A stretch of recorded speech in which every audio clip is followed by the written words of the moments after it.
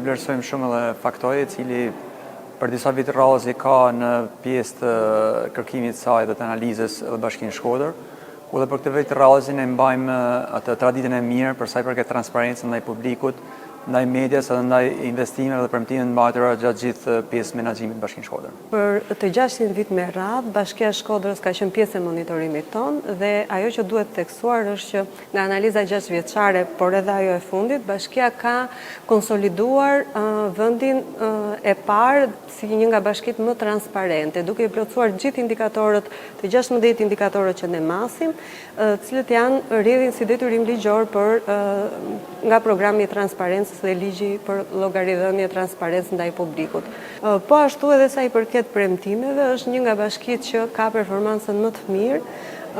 duke llogaritur për shembull që ka bashki të cilat rezultojnë me